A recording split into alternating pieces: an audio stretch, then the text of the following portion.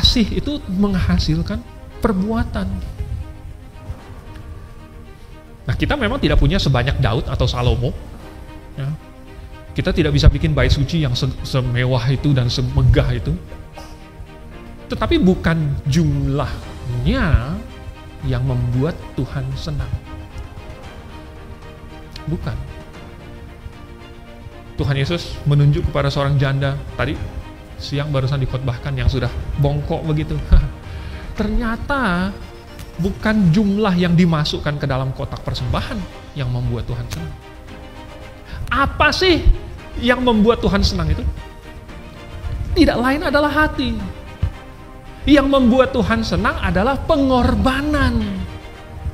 Pengorbanan kita, air mata kita, keringat kita. Sesuatu yang air mata itu pahit, tetapi kemudian terasa manis. Buat yang berkorban terasa pahit sekali, tetapi bagi yang dikasihi, pengorbanan itu sangat manis. Itu yang Tuhan senang. Jadi sekalipun kita hari ini tidak punya apa yang Daud dan Salomo dulu punya, dalam pengertian uang, harta, tetapi kita tetap bisa mengorbankan apa yang kita punya. Dan itu yang bikin Tuhan senang. Itu yang akan membuktikan kasih kita.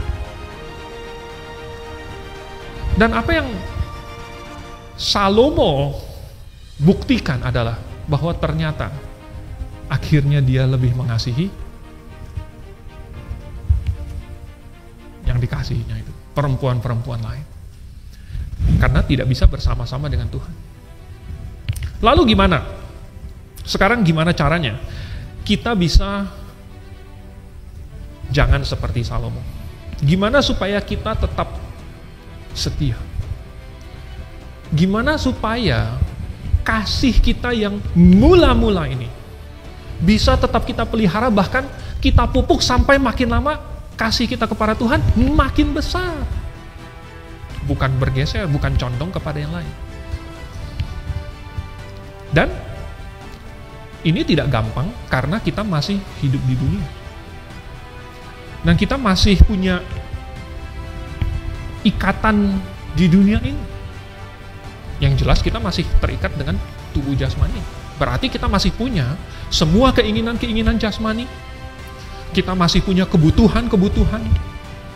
Semua itu masih ada, masih terikat pada kita. Oleh sebab itu, karena kita masih di dunia, sangat sulit untuk sama sekali tidak mempunyai ikatan emosional apapun dengan apa yang di dunia ini. Hampir tidak mungkin.